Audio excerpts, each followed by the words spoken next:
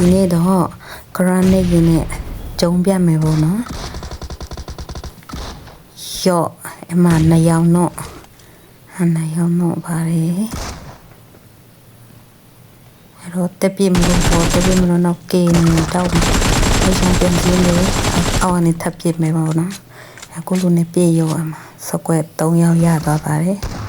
အဲ့ရှိမှလေးပြန်နေလာပါတယ်ကိုလိုပဲတည်းဖြစ်နေပေါ့လာကြွိုင်းပြီးလေဟာလာကိုဒီအနော်မမစုဖြစ်နိုင်တယ်အချိန်မမစုကိုပြန်အိမ်လိုက်မမစုရှိုးလာတယ်အချိန်မှပေါ်လာတယ်ပေါ့နော်ပေါ်တော့ပြတယ်ပေါ်ပြလိုက်တယ်ကြေးရသွားတာပေါ့ဖိုင်ကြေးရသွားတာအချိန်မှဖိုင်ကြေးနဲ့လာတယ်အိတ်3လုံးကလန်ကိုဂျုံပေးလိုက်တယ်အိတ်3လုံးကလန်လေးနိုးလာတယ်ပေါ့နော်သူ့စကွဲမကျင်းတဲ့ပုံပေါ့နော်သူ့စကွဲလာဂျုံမယ်ပေါ့နော်ငါ့နှစ်ယောက်တစ်ယောက်နဲ့ဂျုံရမယ်ပေါ့နော်အချိန်မှposition ယူတယ်အောက်ကတစ်ယောက်ကိုအရင်ကြည့်ပြီးတယ်နှုတ်လိုက်တော့လိပ်ပြတဲ့ကောင်ကိုပြန်အင်းလိုက်တယ်အိပ်ပြီးတော့ပြန်ပြစ်လိုက်တယ်အချိန်မှကိုကနိုင်သွားတယ်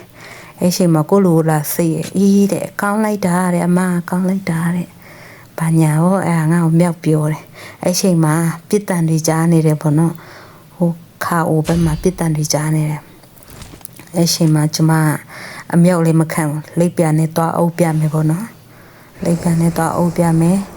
အရှင်ကအဲ့ကောင်ကခုံပြနေအောင်မတိတယ်နဲ့ပြစ်ချလိုက်တယ်။ဒီကြီးတွေလွတ်ပြရှင်လို့အဲ့ကောင်ကလေးတီးသွားပါတယ်။